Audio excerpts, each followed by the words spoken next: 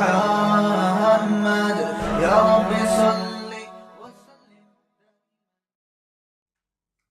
بسم اللہ الرحمن الرحیم۔ سورہ مومنون کا پہلا رکوع اور 18ویں پارے کا بھی پہلا رکوع، اس کی تفسیر چل رہی تھی۔ آیت نمبر 6 تک ہم پہنچے تھے کہ الا علی ازواجہم او ما ملکت ایمانہم فانہم غیر ملومین۔ اسی آیت سے میں آج تفسیر اسٹارٹ کروں گا۔ اعوذ باللہ من الشیطان الرجیم، بسم اللہ الرحمن الرحیم۔ والذین ہم لفروجہم حافظون۔ کامیاب لوگ وہ ہیں جو اپنی شرمگاہوں کی حفاظت کرتے ہیں سوائے اپنی بیویوں کے، او ما ملکت ایمانہم، یا اپنی باندیوں کے، فانہم غیر ملومین، پس یہ لوگ قابل ملامت نہیں ہیں۔ پچھلے ایپیسوڈ میں نے یہ نقطہ بیان کیا تھا کہ قابل ملامت نہیں ہیں کا لفظ اللہ تعالیٰ کیوں لے کر آئے، یہ بتانے کے لیے کہ اسلام میں صرف زنا حرام نہیں ہے بلکہ نکاح یہ قابل ترغیب چیز بھی ہے۔ یعنی آپ نے زنا سے بچ کے اکیلے زندگی نہیں گزارنی بلکہ آپ نے نکاح کرنا ہے اور اپنی خواہش کو حلال طریقے سے پورا کرنا ہے آپ نے، کیونکہ فطرت یہ چاہتی ہے، اسلام یہ چاہتا ہے کہ مرد اور عورت کا ملاپ ہو اور اس کے نتیجے میں آگے نسل پیدا ہو۔ بنیادی مقصد ہی اس ملاپ کا نسل پیدا کرنا ہے۔ ایک بات تو یہ، یہاں دو نکات اور ہیں۔ ایک یہ کہ متع اسلام میں حرام ہے۔ اس بارے میں علماء کے دو کانسیپٹ ہیں۔ دیکھیں، اہل سنت والجماعت کا اس پر تو اجماع ہے کہ متع حرام ہے، بالکل، اس میں تو دو رائے ہو نہیں سکتی۔ شیعہ حضرات صرف اس میں اختلاف کرتے ہیں، لیکن اہل سنت والجماعت کا اجماع ہمارے نزدیک حجت قطعیہ ہے، اس سے انحراف جائز نہیں ہے۔ شیعہ حضرات، معتزلی، خوارجی، جتنے بھی لوگ تھے، ان کے اجماع کی مخالفت اس کو اہل سنت نے کبھی بھی ویلیو نہیں دی ہے، کیونکہ اہل سنت والجماعت ہیں جو قرآن، حدیث، اجماع اور قیاس کو حجت مانتے ہیں۔ تو یہ خوب سمجھ لیں کہ جب یہ کہا جاتا ہے کہ امت کسی مسئلے پہ جمع ہو جائے تو وہ یقینی دلیل ہے، اس سے اختلاف جائز نہیں ہے۔ تو یہاں امت سے مراد کون لوگ ہیں؟ وہ لوگ جو اہل سنت والجماعت ہیں، یعنی جن کو عرف میں سنی کہا جاتا ہے، کیونکہ کتاب و سنت کو حجت مانتے ہیں، احادیث کو، قرآن کو، اور پھر صحابہ کو حجت مانتے ہیں۔ نبی صلی اللہ علیہ وسلم نے جو جنتی فرقہ ہے اس کی جو علامت بیان کی، وہ علامت یہ تھی کہ ما انا علیہ و اصحابی، جس پر میں اور میرے صحابہ ہوں گے۔ تو اس لیے ہماری نظر میں قرآن و سنت کی وہ تشریح جو صحابہ کے اگینسٹ ہو وہ جائز نہیں ہے۔ اور یہ بھی خوب سمجھ لیں کہ کسی بھی دور میں، کسی بھی ٹائم پہ امت کسی مسئلے پہ جمع ہو گئی تو اس سے پہلے اگر اختلاف تھا بھی تو اس اختلاف کی ویلیو ختم ہو جاتی ہے، کیونکہ نبی صلی اللہ علیہ وسلم نے فرمایا لا تجتمع امتی علی ضلالہ، میری امت گمراہی پہ جمع نہیں ہو سکتی۔ جب نہیں ہو سکتی تو اس کا مطلب کسی قیامت تک کبھی بھی نہیں ہو سکتی۔ تو کسی بھی دور میں امت کسی بھی مسئلے پہ اتفاق ہو گیا تو اس سے پہلے اگر اختلاف تھا بھی تو اب یہ نہیں کہا جائے گا جی پہلے یہ مسئلہ اختلافی تھا لہذا میں اب بھی اس میں اختلاف کر رہا ہوں۔ نہ، جب ایک دفعہ اتفاق ہو گیا تو اب یہ قطعی دلیل بن چکا ہے، کیونکہ امت گمراہی پہ جمع نہیں ہو سکتی۔ جمع ہو گئی اس کا مطلب یہ گمراہی نہیں ہے، یہ اللہ کے نزدیک یہ مسئلہ اسی طرح سے ہی ہے۔ تو متع کے حرام ہونے پر بھی اہل سنت والجماعت کا اجماع ہے۔ البتہ اس میں اختلاف ہے مفسرین کا، فقہا کا، محدثین کا، کہ متع اسلام میں حرام کب ہوا۔ تو عام طور پہ جو مشہور رائے ہے وہ یہ ہے کہ متع کو مدینہ منورہ میں حرام قرار دیا گیا، اور نبی صلی اللہ علیہ وسلم کی صحیح حدیث ہے اس بارے میں کہ آپ صلی اللہ علیہ وسلم نے یوم خیبر کے موقع پر متع کو حرام قرار دیا۔ لیکن علماء میں سے بہت سے حضرات کی یہ بھی رائے ہے کہ متع اسلام میں ایک سیکنڈ کے لیے بھی حلال نہیں ہوا ہے۔ خوب سمجھ لیں، یعنی ایک سیکنڈ کے لیے بھی حلال نہیں ہوا۔ تو یہ جو نبی صلی اللہ علیہ وسلم سے اس طرح کے الفاظ منقول ہیں کہ میں حرام کر رہا ہوں متع کو، اس سے یہ لگتا ہے کہ جیسے اس سے پہلے آپ صلی اللہ علیہ وسلم نے حلال کیا تھا۔ اسی طرح بعض احادیث میں آتا ہے کہ صحابہ کرام میں بعض حضرات پہلے متع کیا کرتے تھے لیکن ان کو روکا نہیں گیا، پھر نبی صلی اللہ علیہ وسلم نے حرام کیا۔ اچھا، اس طرح کی بھی احادیث ہیں کہ متع 2 دفعہ حرام ہوا ہے، یعنی ایک دفعہ حرام ہوا، پھر اجازت دی گئی، پھر حرام ہوا۔ تو خوب سمجھ لیں، بعض محقق اہل علم اس کا یہ مطلب بیان کرتے ہیں کہ ہوا یہ تھا کہ متع حرام تو مکہ میں ہی ہو گیا تھا، جیسے کہ یہ جو قرآن کی آیت ہے یہ تو مکی آیتیں ہیں، اس پر تو پوری امت کا اجماع ہے کہ سورہ مومنون مکہ میں نازل ہوئی ہے، اور اس میں اللہ تعالیٰ نے خواہش پوری کرنے کا ایک ہی راستہ بیان کیا، وہ ہے بیوی یا باندی۔ جبکہ جس عورت سے متع کیا جاتا ہے عربی میں اس کو بیوی نہیں کہا جاتا تھا، عرب کے کلچر میں بھی اس کو بیوی نہیں کہا جاتا تھا. تو اگر متع حلال ہوتا تو قرآن اس کا بھی تو تذکرہ کرتا نا، اور یہ بڑی مضبوط بات ہے. تو اس سے پتہ چلتا ہے کہ متع حرام مکہ میں ہی ہو گیا تھا، کیونکہ اسلام نے اس بے غیرتی کی ایک سیکنڈ کے لیے بھی اجازت نہیں دی ہے. اور جن احادیث میں یہ ملتا ہے کہ یہ اجازت ہے یا حلال ہے، ان احادیث کا مطلب یہ ہے جیسے اسلام میں شراب کی حرمت بعد میں نازل ہوئی ہے. یعنی کچھ احکام اسلام میں ایسے ہیں جو بعد میں اس کا ناجائز ہونا نازل ہوا، کیونکہ اسلام کی جو احکام آئے ہیں نا وہ تدریجاً آئے ہیں.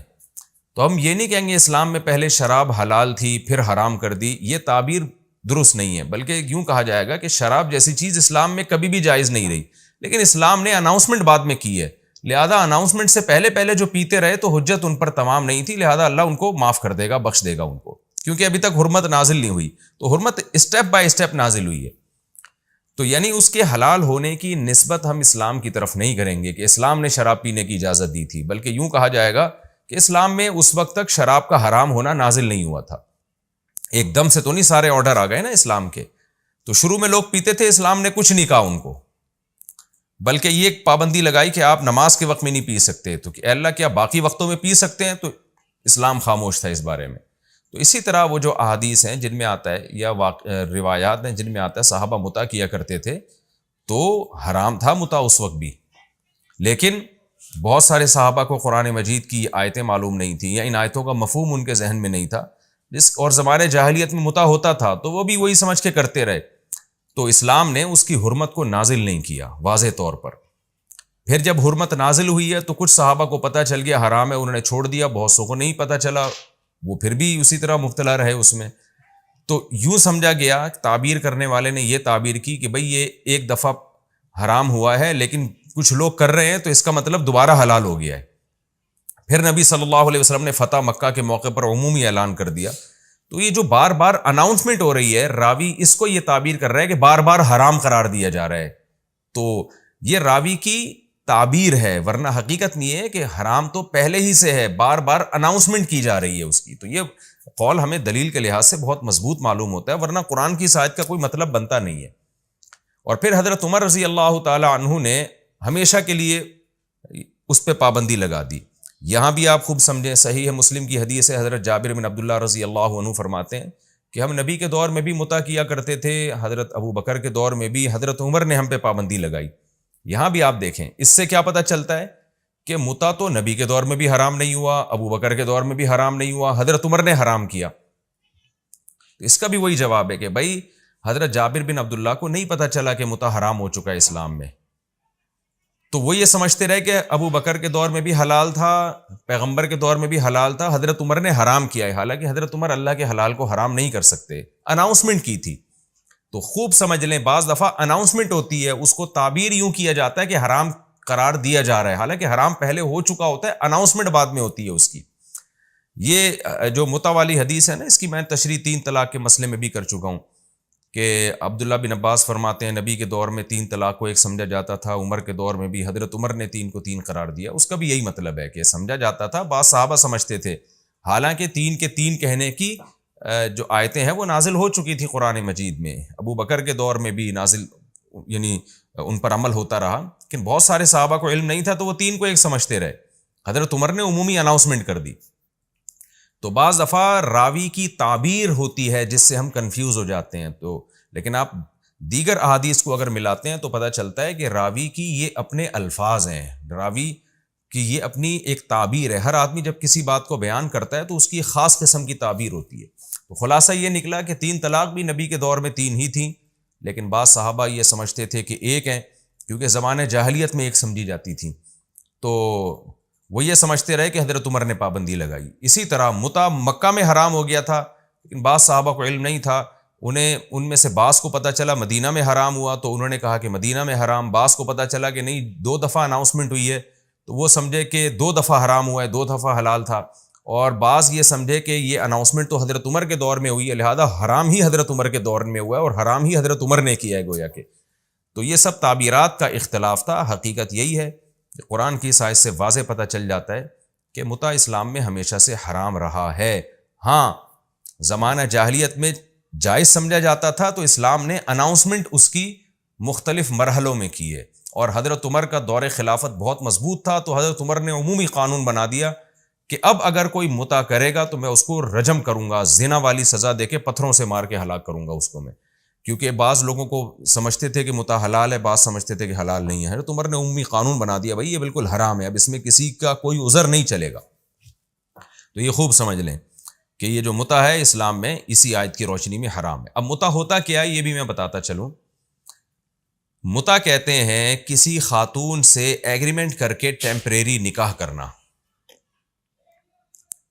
یہ شیعہ حضرات کے ہاں اس کو جائز سمجھا جاتا ہے کہ ٹیمپریری نکاح کرنا۔ ٹیمپریری نکاح کا مطلب دل میں صرف نیت نہیں ہے آپ کے کہ میں اس کو بعد میں چھوڑ دوں گا، بلکہ زبان سے ایگریمنٹ ہے کہ چند سالوں کے لیے، چند مہینوں کے لیے، چند ہفتوں کے لیے، چند گھنٹوں کے لیے آپ کسی خاتون سے معاہدہ کرتے ہیں، دو گواہوں کی موجودگی میں ایجاب و قبول کرتے ہیں، ایسے ایجاب و قبول جیسے باقاعدہ نکاح میں ہوتا ہے۔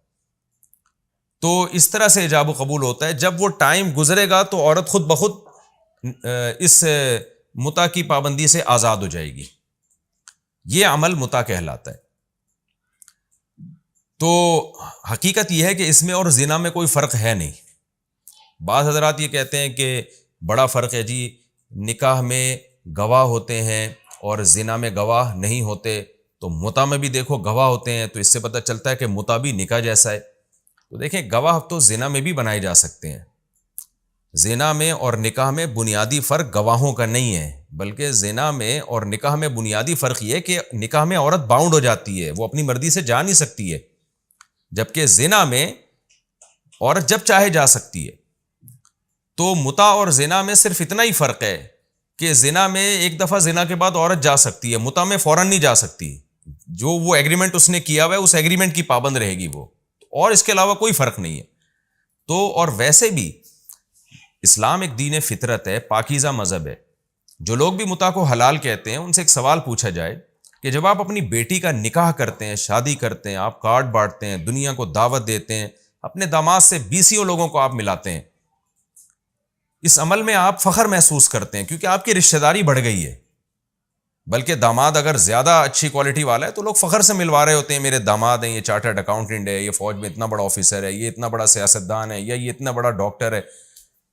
کہ متع ایک اتنی گندی ایک بری چیز ہے کہ کوئی بھی شخص جس میں ذرہ برابر بھی غیرت ہو کبھی اپنی بیٹی کا یہ تعارف نہیں کروائے گا کہ یہ میری وائف ہے، اور یہ شخص جو ہے یہ اس سے میری یہ میری بیٹی ہے، اور یہ فلاں شخص ہے جس سے میری بیٹی کا متع والا ایگریمنٹ چل رہا ہے، اور فی الحال یہ میرا داماد ہے 2 مہینے کے لیے یا 6 مہینے کے لیے۔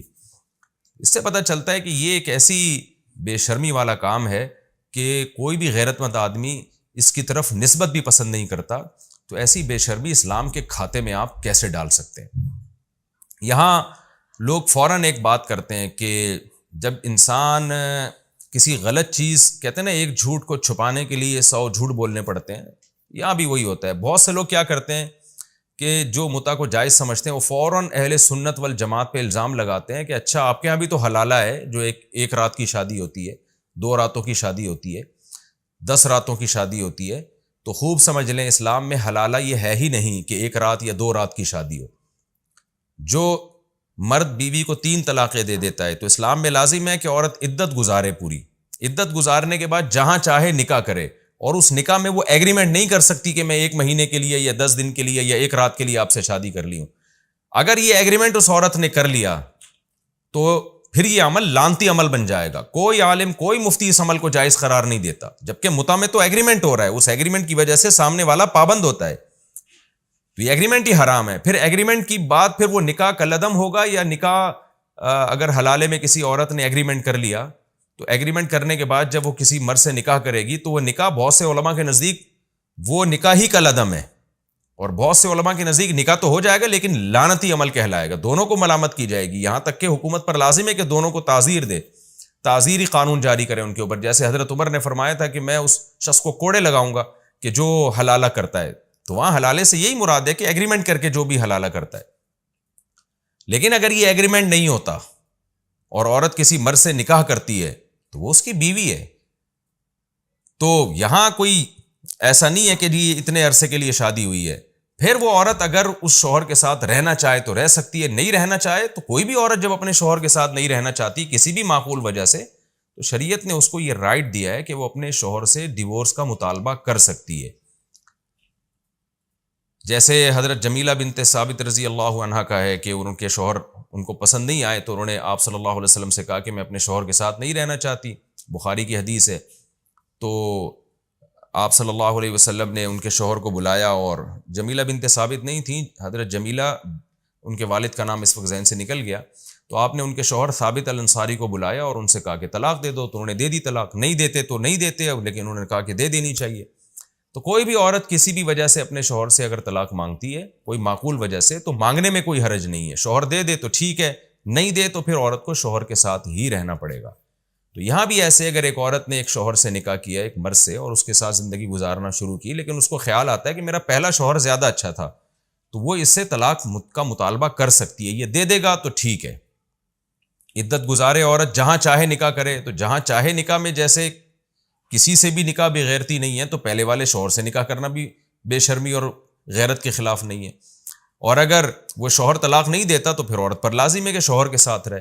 لیکن متع میں ان میں سے کوئی بھی کام نہیں ہوتا. متع کا مطلب یہی ہے کہ ٹائم پورا ہو گیا اور ایگریمنٹ ختم ہو گیا. تو اس لیے متع اور جو جائز حلالہ ہے اس میں زمین آسمان کا فرق ہے, اس کو اس پہ قیاس نہ کیا جائے. ایک بات تو یہ ہو گئی. دوسری بات باندیوں سے متعلق کہ اللہ تعالیٰ نے باندیوں سے ہم بستری کو بھی جائز قرار دیا. یہاں بھی اسلام پہ بہت اعتراض کیا جاتا ہے کہ اسلام میں باندیاں ہیں باندیاں. دیکھیں اسلام جب آیا دنیا میں تو باندیوں کا رواج تو پہلے سے ہی تھا. اسلام نے کیا کیا کہ اسلام کے پاس 3 آپشن تھے. جب آپ جنگ میں قیدی بنا کے لاتے ہیں عورتوں کو اور مردوں کو, تو آپ کے پاس 3 آپشن ہیں. ایک آپشن تو یہ کہ آپ نے جن کو زور اور طاقت سے گرفتار کیا ہے آپ ان سب کو قتل کر دو, ایک آپشن یہ. دوسرا آپشن یہ بغیر کسی معاوضے کے آپ ان تمام کے تمام کو رہا کر دو. تو یہ دونوں آپشن ایک ایسے آپشن ہے کہ آپ نے ایک قوم کو فتح کیا طاقت کے زور پہ, اور اب آپ ان کو رہا کر کے دوبارہ ان کو اپنے لیے تیار کر رہے ہو, یہ ممکن نہیں ہے. تو تیسرا آپشن یہ تھا کہ اسلام ان کو یہ کہتا ہے کہ ان کو ایسے ہی چھوڑ دیا جائے, یعنی اسلامی ریاست میں ایسے ہی آزاد گھومنا شروع کر دیں. یہ بھی غلط ہے کہ آپ نے ایک تو نیچرلی یہ چیز جو مجاہدین ہیں وہ فطری طور پر اس کو قبول نہیں کریں گے کہ ہم نے اتنی محنت کی ہے اور اتنے جو ہے وہ محنت کے بعد ہم نے کسی قوم کو فتح کیا تو ہم کیسے چھوڑ دیں اس کو. تو تیسرا ایک اعتدال والا آپشن یہ تھا کہ ان کو غلام اور باندیاں بنا لیا جائے. تو غلام اور باندی بنانے میں کیا ہوگا کہ جس کا غلام ہوگا اس کے حوالے کیا جائے گا کہ اب اس میں کوئی خوبی ہے تو وہ خوبی آپ کی طرف منسوب ہوگی, اس میں کوئی خامی ہے تو آپ کی طرف منسوب ہوگی. تو لوگوں نے غلاموں کو اپنی اولادوں کی طرح پالا ہے اسلامی تاریخ میں. غلاموں کو پڑھایا لکھایا, یہاں تک کہ غلام حکمران بھی بنے ہیں, غلام گورنر بنے علاقوں میں. بڑے بڑے محدثین فقہاء ایسے ہیں جو غلام تھے. کیوں؟ جب کسی کے مکمل ہینڈ اوور کر دیا گیا نا اس کے خادم بنا کے اور غلام بنا کے, تو اب اگر وہ کوئی بری چیز کرے گا تو آقا بدنام ہوگا کہ فلاں کا غلام ہے یہ کام کر رہا ہے, آقا نے تربیت نہیں کی. تو اسلام میں غلامی کا وہ کانسیپٹ نہیں ہے جو یورپ میں ہے کہ جیلوں میں ڈال دو اور ان سے مشقت والے کام لو اور ان سے جانوروں سے بدتر سلوک کرو ان کے ساتھ. بلکہ اسلام میں غلام کو ایک قسم کی رشتہ داری قرار دی, اس کو وراثت بھی ملتی ہے. اگر آپ کے یعنی غلام جب مر جائے گا نا تو اس کی وراثت مولا کو ملے گی اگر اس کے کوئی دوسرے وارثین نہیں ہیں. تو ایک حدیث میں آتا ہے لحمتن کا لحمت النسب, یہ جو غلامی ہے نا یہ نسب کی طرح کا ایک رشتہ اسلام نے بنا دیا اس کو, نسب کی طرح کا, یعنی اس کو ایک لحاظ سے آپ کی اولادوں کی طرح بنا دیا اسلام نے. تو کتنے بڑے بڑے محدثین ہیں. نافع عن عبداللہ بن عمر, مشہور محدث ہیں حضرت نافع, یہ عبداللہ بن عمر کے غلام تھے جو آذربائیجان سے آپ ان کو گرفتار ہوئے تھے, اس کے بعد ان کے غلام بنے اور اتنا علم حاصل کیا کہ بخاری میں کتنا نام ہے حضرت نافع کا جو عبداللہ بن عمر کے غلام تھے, اور کتنی ان کو عزت ملی اس سے. تو یہ غلام جب مرد کی شکل میں ہوگا یا عورت کی شکل میں ہوگا, تو عورت کی شکل میں اگر یہ ہے تو پھر اگر اس سے آقا کو سیکشول ریلیشن کی اجازت نہ دی جائے تو اس میں 2 نقصان ہیں. ایک یہ کہ سوسائٹی میں زنا پھیلے گا, اس عورت کا نہ کوئی شوہر ہے نہ کوئی اس کا مولا کو آپ اجازت دے رہے ہیں کہ اس سے ریلیشن قائم کرے, تو یہ عورت کہاں جائے گی؟ اس میں بھی ڈیزائرز ہیں نا, وہ زنا کی طرف جائے گی, وہ زنا کو اپنا پیشہ بنائے گی. دوسرا آپشن یہ کہ پبلک پراپرٹی بنا دیا جائے, جیسے کہ آج کل جیلوں میں جو کچھ ہو رہا ہے کہ ایک ایک عورت سے کتنے لوگ اپنی ہوس پوری کرتے ہیں. تو اعتدال کا راستہ یہ تھا. اچھا, تیسرا آپشن یہ تھا کہ اس کو کہا جائے کہ جو مولا ہے اس کو کہا جائے کہ اس کو بیوی بناؤ.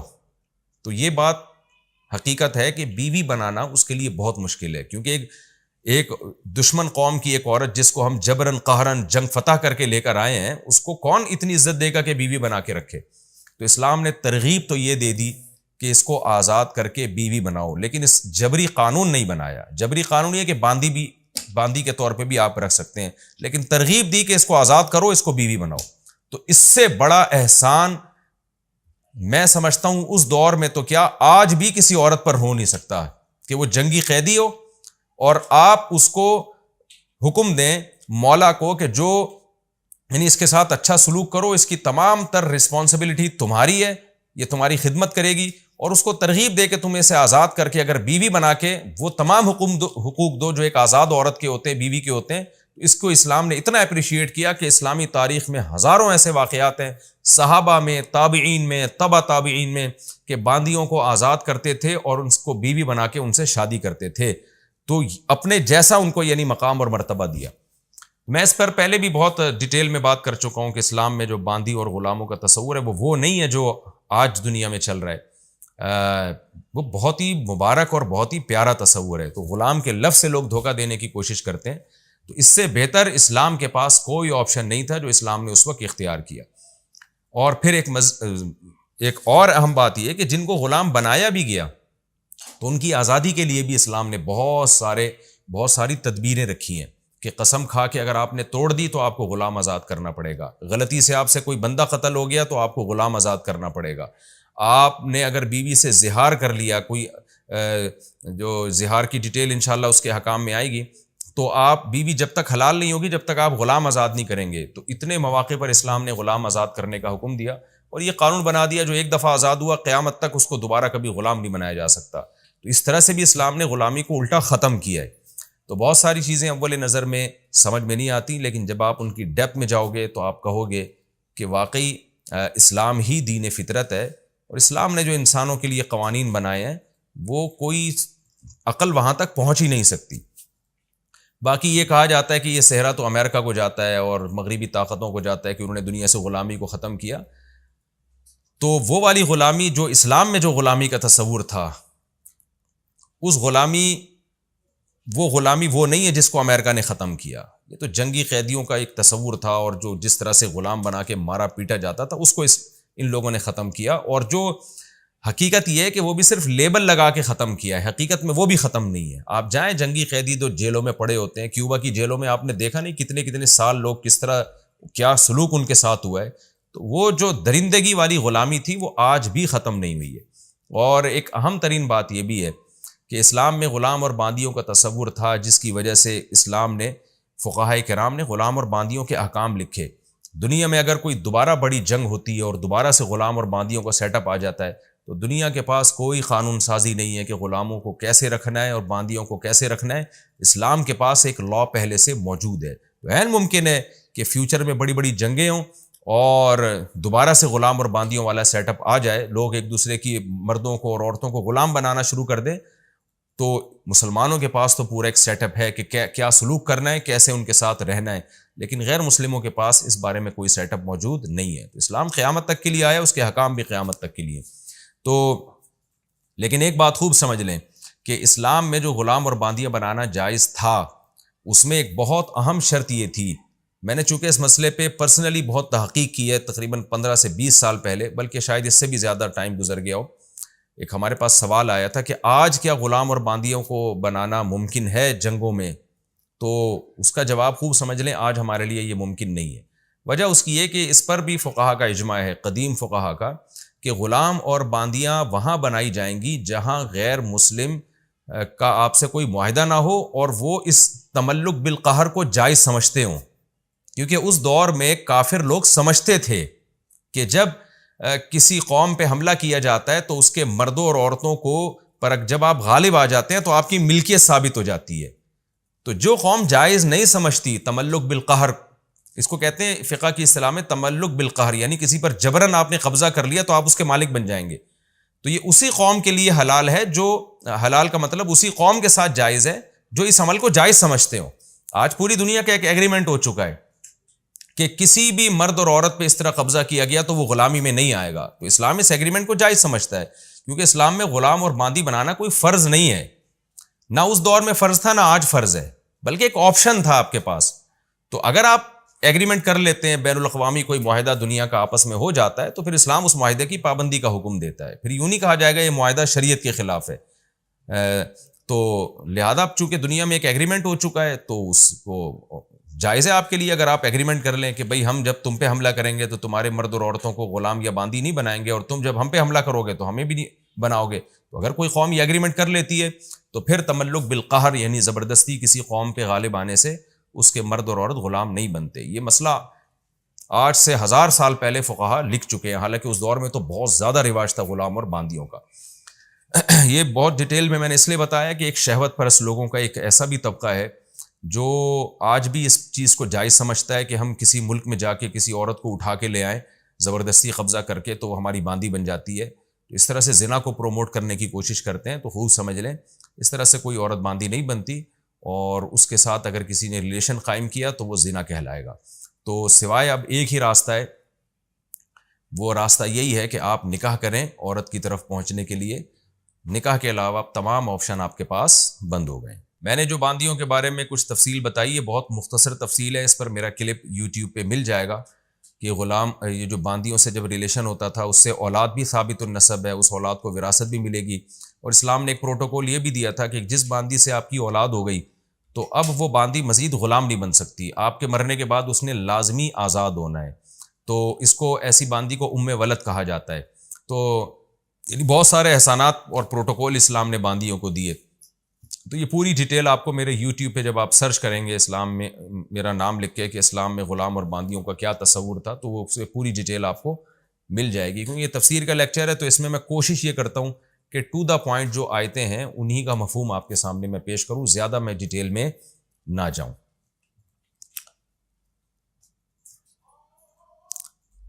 تو آگے اللہ تعالیٰ کا ارشاد ہے فَمَنِ ابْتَغَىٰ وَرَاءَ ذَلِكَ. اچھا یہ جو فَإِنَّهُمْ غَيْرُ مَلُومِينَ ہے، اللہ نے فرمایا جو بیویاں رکھتے ہیں تو وہ قابل ملامت نہیں ہے.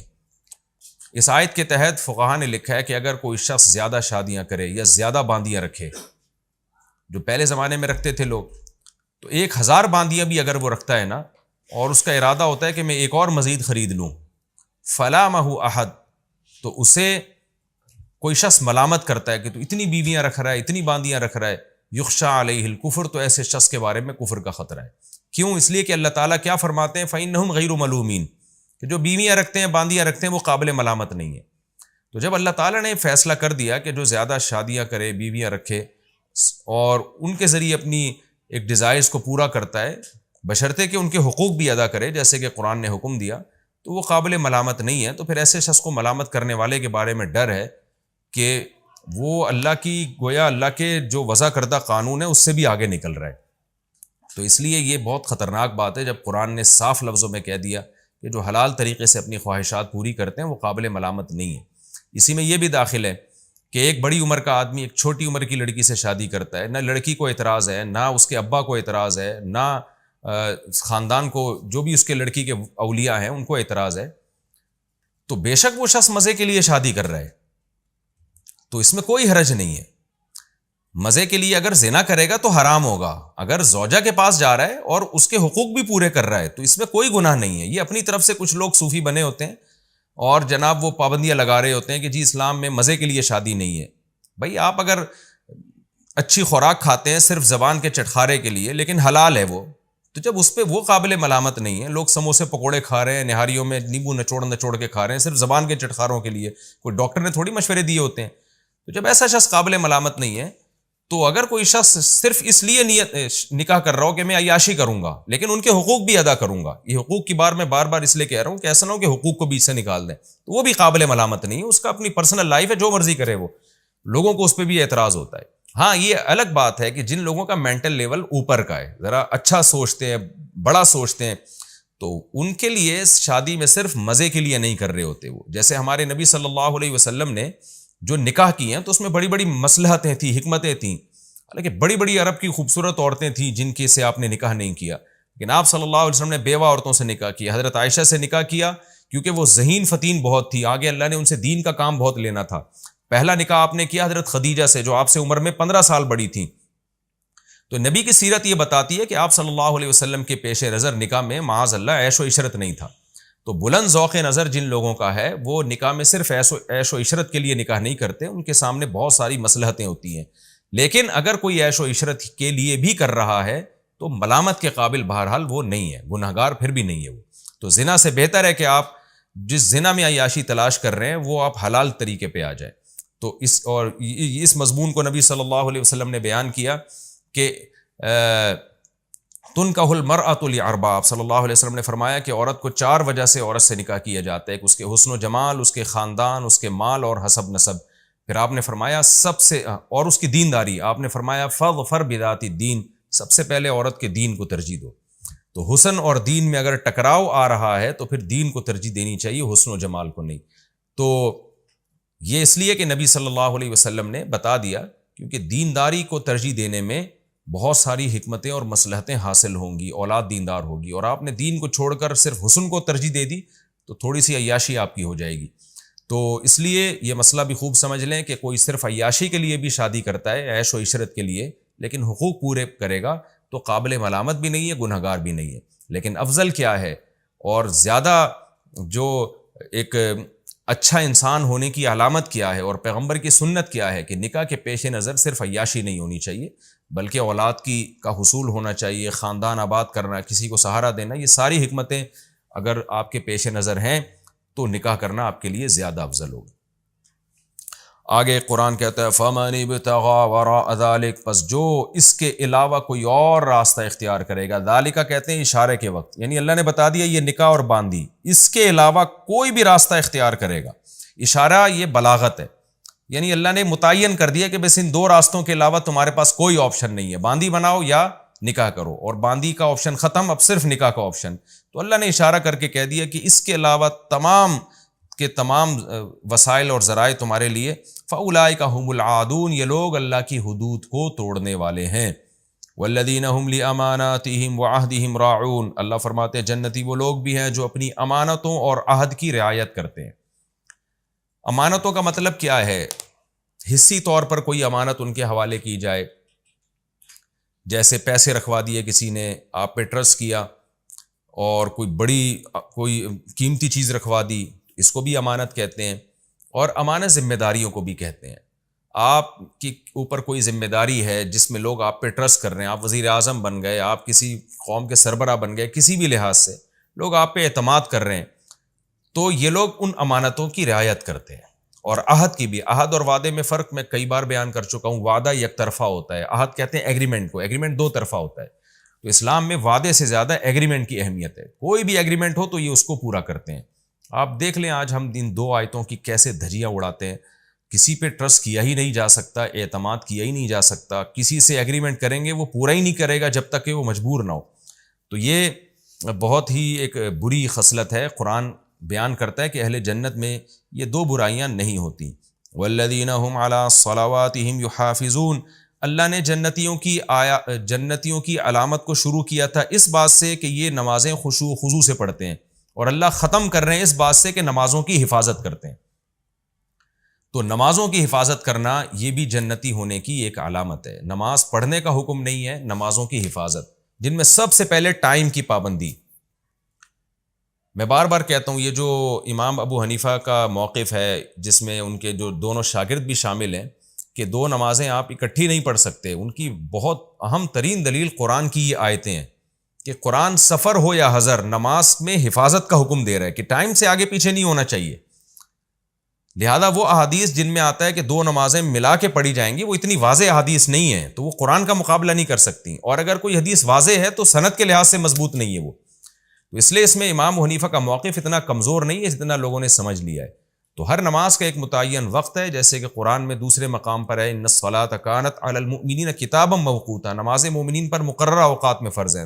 اس سے متبادر یہی ہوتا ہے کہ ہر نماز کا ایک ٹائم متعین ہے، جیسے کہ حدیث جبریل سے ہمیں پتہ چلتا ہے، بخاری مسلم کی حدیث ہے کہ ہر نماز کا ایک متعین ٹائم ہے۔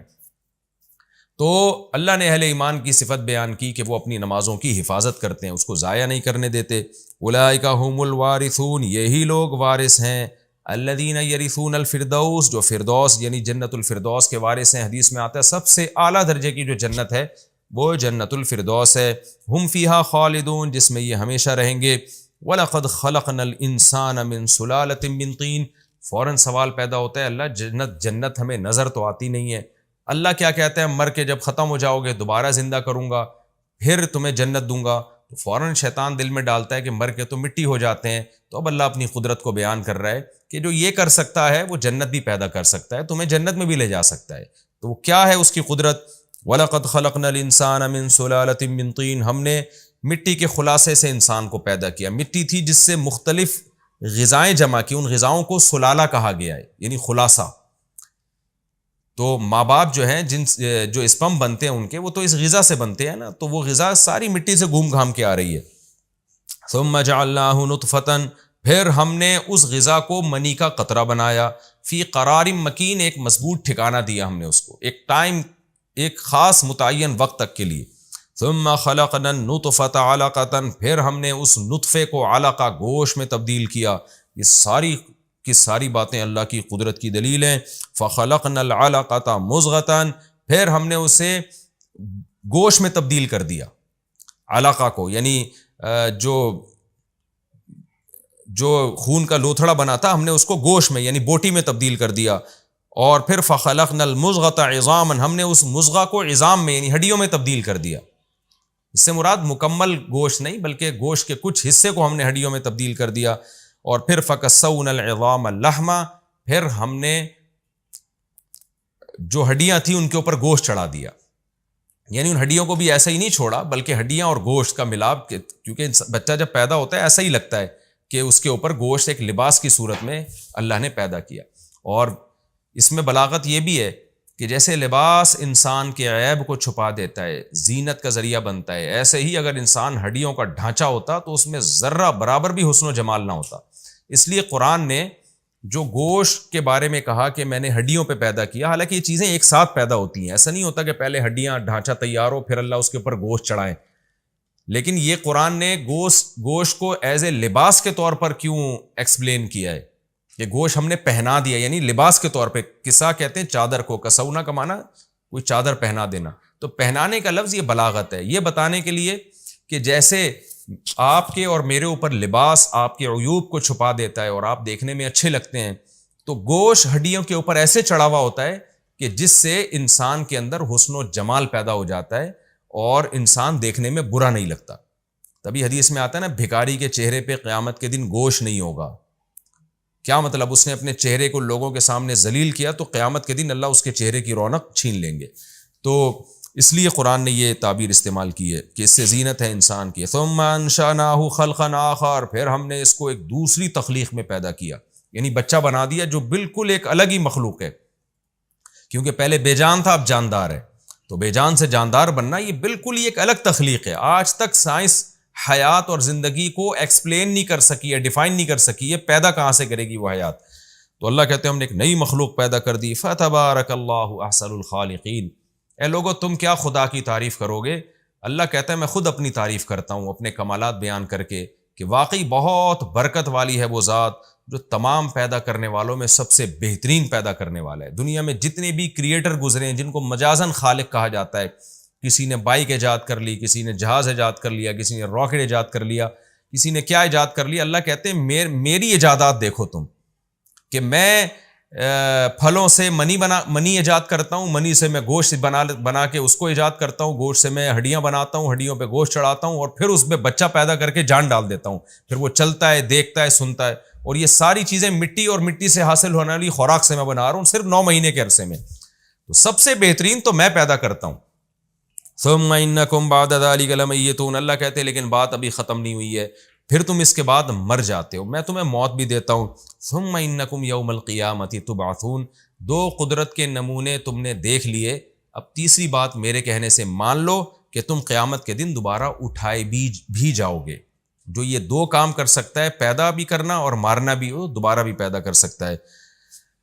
وَلَقَدْ خَلَقْنَا فَوْقَكُمْ سَبْعَ طَرَائِقَ، اللہ کہتے ہیں یہ تو تمہیں زندگی دی، پھر تمہاری زندگی کو باقی رکھنے کے لیے میں نے کیا کچھ کیا، کائنات بنائی جس میں 7 مضبوط آسمان جن میں راستے ہیں، ہم نے تحقیق تمہارے اوپر 7 مضبوط راستے بنائے۔ وَمَا كُنَّا عَنِ الْخَلْقِ غَافِلِينَ، اور ہم مخلوق سے غافل نہیں تھے، کیونکہ جب ہم نے تمہیں پیدا کیا تو ہمیں پتہ ہے تمہیں کیا کیا ضرورتیں ہیں، ان ضرورتوں کو پورا کرنے کے لیے پوری کائنات بنائی ہم نے، اور انہی ضرورتوں کو پورا کرنے کے لیے ہم نے آسمان سے پانی برسایا۔ وَأَنزَلْنَا مِنَ السَّمَاءِ مَاءً بِقَدَرٍ فَأَسْكَنَّاهُ فِي الْأَرْضِ، ایک اندازے سے پانی برسایا، زمین میں اس کو ٹھکانہ بھی دے دیا تاکہ برس کے سارا ضائع نہ ہو، کنویں کی شکل میں تم نکال بھی سکو۔ وَإِنَّا عَلَىٰ ذَهَابٍ بِهِ لَقَادِرُونَ، اللہ ساتھ ساتھ دھمکیاں بھی دیتے ہیں کہ ہم اس پانی کو لے جانے پر قدرت بھی رکھتے ہیں، یہ نہ سمجھو ہمیں صرف برسانا آتا ہے اور قحط میں ڈالنا نہیں آتا، ہم قحط دے کے تمہیں ہلاک بھی کر سکتے ہیں۔ فَأَنشَأْنَا لَكُم بِهِ جَنَّاتٍ مِّن نَخِيلٍ وَأَعْنَابٍ، پھر اسی پانی کے ذریعے ہم نے باغات پیدا کیے کھجوروں کے، انگوروں کے، جن میں تمہارے لیے بہت سارے پھل ہیں اور انہی میں سے بعض درختوں کو تم کھاتے ہو۔ وَشَجَرَةً تَخْرُجُ مِن طُورِ سِينَا، اور دیکھو ایک درخت کتنا خوبصورت، یعنی اس میں کتنے فائدے ہیں، جو طور سینا میں پیدا ہوتا ہے۔ طور سینا کا ذکر اس لیے کیا کہ زیتون سب سے زیادہ کوہ طور پہ پیدا ہوتا ہے، اور وہاں کا زیتون ہوتا بھی بہت اعلیٰ کوالٹی کا ہے۔ تو اس زیتون کو اللہ نے نباتات سے ہٹ کے بیان کیا، کیونکہ اس کی تیل اور اس درخت کی جو کوالٹیز ہیں وہ دوسرے درختوں میں نہیں پائی جاتی۔ اللہ کہتے ہیں اس کو دیکھو، تنبت بالدہن، جو تیل لے کر اگتا ہے، یعنی زمین میں کھاد مٹی پانی ہے اور نکل کیا رہا ہے آئل، یعنی تیل نکل رہا ہے اس میں، جو بالکل ہی الگ چیز ہے۔ وَصِبْغٍ لِّلْآكِلِينَ، اور وہ کھانے والوں کے لیے وہ تیل شوربے کا کام بھی دیتا ہے۔ وَإِنَّ لَكُمْ فِي الْأَنْعَامِ لَعِبْرَةً، اور ان جانوروں کو دیکھو اس میں بڑی عبرت ہے۔ مِمَّا فِي بُطُونِهَا، جو کچھ ان کے پیٹ میں ہے اس کو باہر نکال کے ہم تمہیں پلاتے ہیں، یعنی دودھ پلاتے ہیں۔ وَلَكُمْ فِيهَا مَنَافِعُ كَثِيرَةٌ، اور تمہارے لیے اس میں بہت سارے ان چوپایوں میں اور بھی فائدے ہیں۔ وَمِنْهَا تَأْكُلُونَ، اور خود ان چوپایوں کو تم کھا بھی جاتے ہو۔ بھینس کب تک دودھ دیتی ہے ہم فائدہ اٹھاتے ہیں، جب دودھ دینا بند کیا ذبح کر کے ہم نے اس کو کھا لیا۔ وَعَلَيْهَا وَعَلَى الْفُلْكِ تُحْمَلُونَ، اور ان سے یہ چیزیں تمہارے لیے ٹریولنگ میں بھی کام آتی ہیں، ان پر بھی اور کشتیوں پر بھی تم اٹھائے جاتے ہو، لادے جاتے ہو، ایک ملک سے دوسرے ملک کا سفر کرتے ہو۔ یہ ہمارا رکوع الحمدللہ کمپلیٹ ہو گیا۔ انشاءاللہ میں اگلے ایپیسوڈ میں سورہ مومنون کا رکوع نمبر 2 اور 18ویں پارے کا بھی رکوع نمبر 2 میں اسٹارٹ کروں گا۔ اللہ تعالیٰ ہمیں سمجھنے کی، عمل کی توفیق عطا فرمائے۔ وما علینا الا البلاغ۔